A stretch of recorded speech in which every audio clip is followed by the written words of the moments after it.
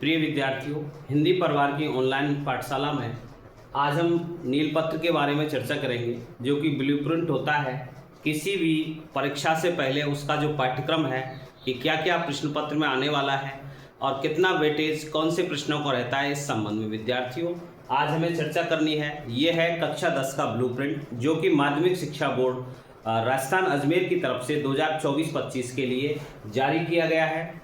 और ये जो ब्लूप्रिंट होता है वह किसी भी स्थिति को की प्रारंभिक इकाई होता है और किसी भी प्रश्न पत्र में ये अपनी महती भूमिका निभाता है।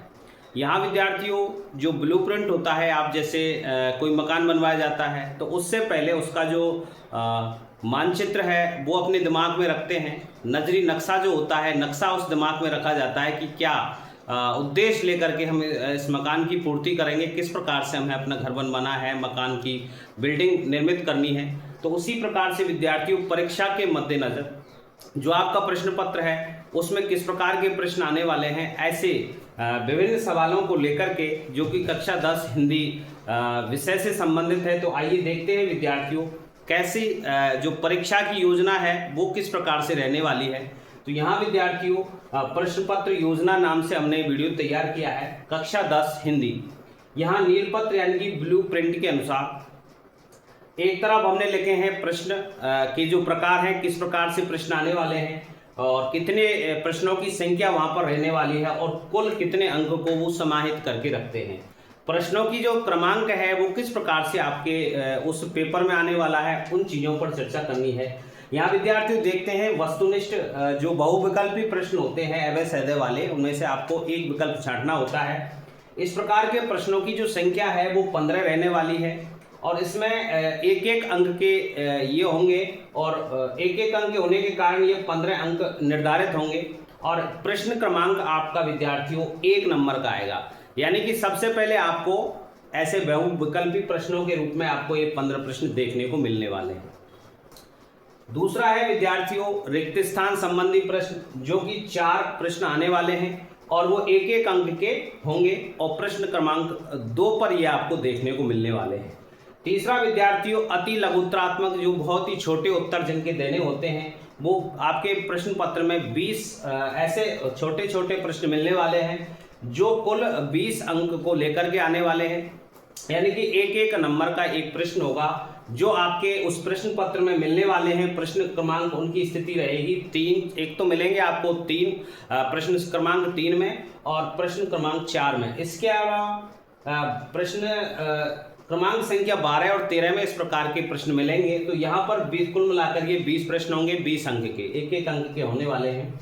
अब आती है बारी लघुत्तरात्मक प्रश्नों की, तो वहाँ पर 7 प्रश्न आने वाले हैं और जिनके जो उत्तर हैं आपको अति लघुत्तरात्मक से थोड़े अधिक लिखने होते हैं। तो वहाँ 2 अंक का एक सवाल आता है। इस प्रकार से 7 जो इसमें प्रश्न होंगे तो अंकों की संख्या है, कुल भार इनका होगा 14। यहाँ विद्यार्थियों जो प्रश्न क्रमांक आएगा आपके प्रश्न पत्र में वो 5 से लगाकर 11, इस प्रकार से 2-2 अंक के आपके आने वाले हैं। इसमें दीर्घ उत्तरीय जिसके थोड़े से बड़े यानी कि निबंधात्मक प्रश्नों से थोड़े छोटे कम शब्दों के आते हैं, 3 प्रश्न आने वाले हैं। प्रत्येक प्रश्न का जो अंक भार है वो 3 अंक होगा, इसलिए 9 अंक के ये होने वाले हैं। यहाँ जो प्रश्न क्रमांक आएगा वो 14, 15, 16, इस प्रकार से आपके ये 3 प्रश्न 3-3 अंक के आने वाले हैं।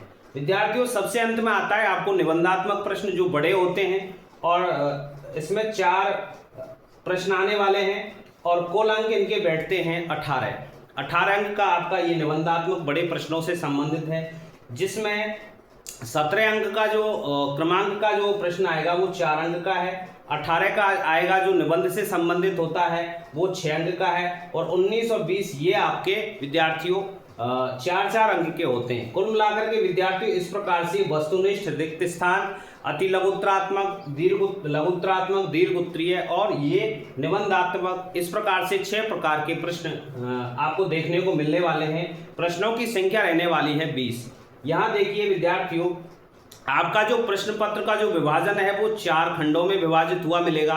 उसमें से जो पहला खंड है वो आपके 31 जो अंक भार है उसको समाहित करते हुए होगा, जिसमें कि आपके प्रश्न संख्या 1 से 4 तक के जो क्रमांक है वो मिलेंगे। उसमें अर्थात खंड ए की जो स्थिति है वो 31 अंक को लेकर के होने वाली है।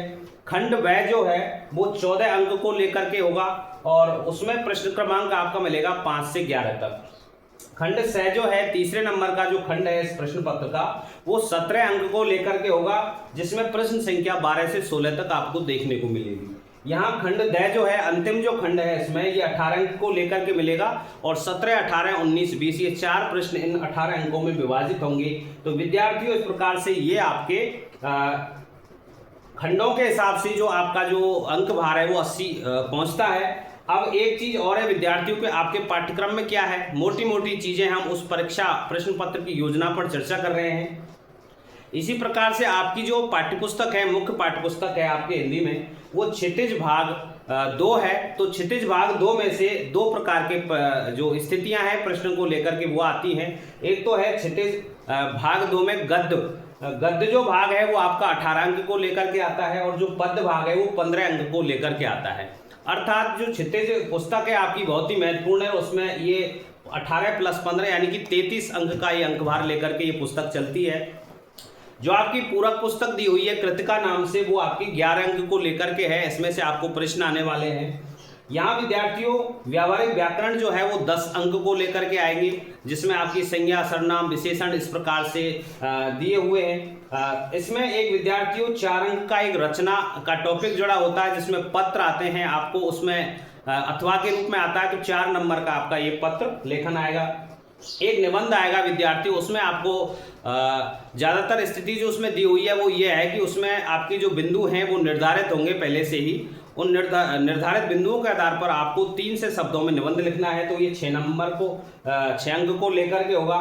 इसके बाद में एक विज्ञापन आएगा विद्यार्थी, बहुत ही सरल आता है, 4 अंक का एक विज्ञापन है, 25 से 25 शब्दों के अंत में के रूप में ये आता है। अपठित, इसके अलावा अपठित गद्य और अपठित पद्य ये 6 नंबर के आपके 12 नंबर को लेकर के ये 80 अंक इस प्रकार से होते हैं।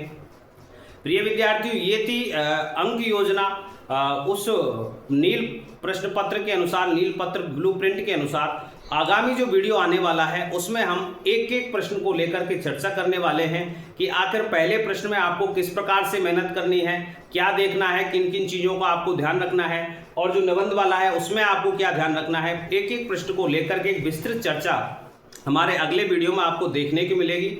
तो आप कक्षा 10 हिंदी विषय के अंतर्गत बने रहिए और इसे बार बार देखते रहें और आप उसी के अनुसार अपने मन में उस चीज़ को आप निश्चित करें कि क्या आने वाला है, कैसे हमें पेपर हल करना है, क्या क्या सावधान रखनी है। तो विद्यार्थियों बने रहिए हिंदी परिवार की ऑनलाइन पाठशाला के साथ। मिलते हैं अगले वीडियो में, तब तक के लिए धन्यवाद।